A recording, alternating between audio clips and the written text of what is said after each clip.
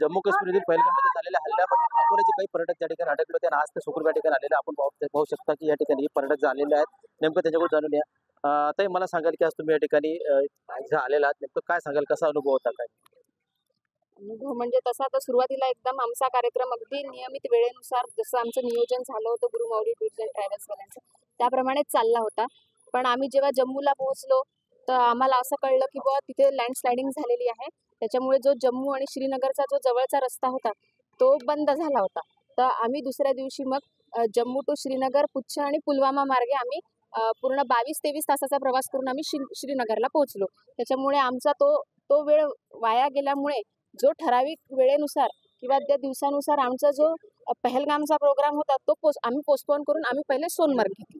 नाहीतर मग जर प्रोग्राम व्यवस्थित असे जसं नियोजनाप्रमाणे चालला असता तर आम्ही पण त्या दिवशी पहलगामलाच असतो. आज तुम्ही गावात पोहोचलात, कसं वाटतंय का? खूप छान वाटतंय सर.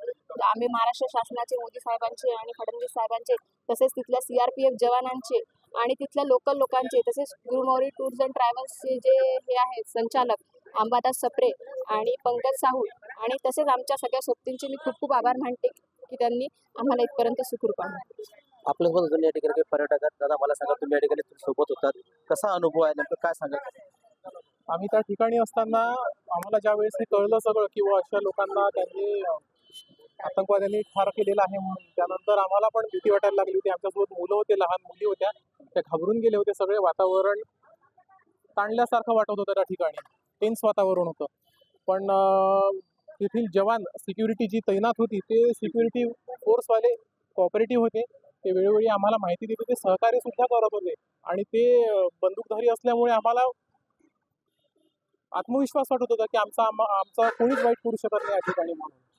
अनुभव थोडा असा डेंजरस होता, पण त्यातनं महाराष्ट्र शासनाचे धोत्रे सरांचे, मुख्यमंत्री आपले फडणवीस साहेबांचे आणि आंबेडकर सरांचे विशेष आभार आहे की त्यांनी आम्हाला इथपर्यंत सुखरूप पोहोचवलं म्हणून.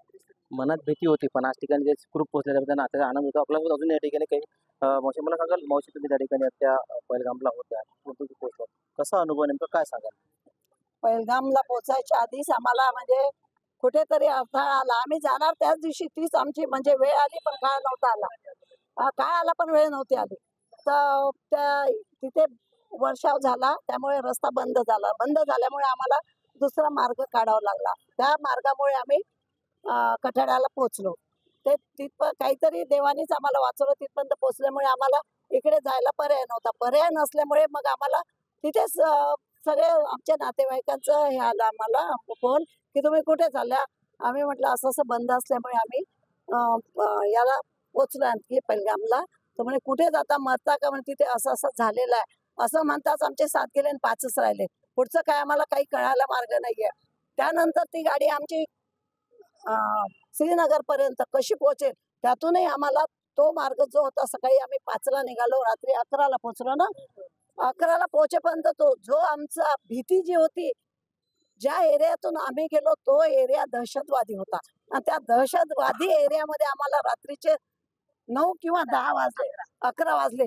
पंकज शाहू मला बोलतो, काकू हा दहशतवादी एरिया. म्हटलं गप्प बैस, इकडनं हिम पर्वत, इकडनं खाई, आणि त्या एरियातून आम्ही तर फक्त आम्ही देवाचा धावा, गप चुप्प बसा, आवाज करू नका, फक्त गजानन महाराजाला, रामाला, आपल्या आपल्या कुलस्वामीला आठवण करा, कसं तरी आपण श्रीनगर पर्यंत पोहोचू द्या.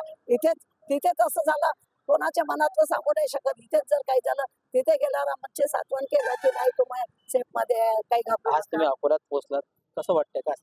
अकोल्यामध्ये पोहोचल्याबरोबर आम्ही श्वास घेतला, पहिला श्वास घेतला की आज आपण आपल्या लोकांमध्ये आलो, आता आपल्याला काही भीती नाही.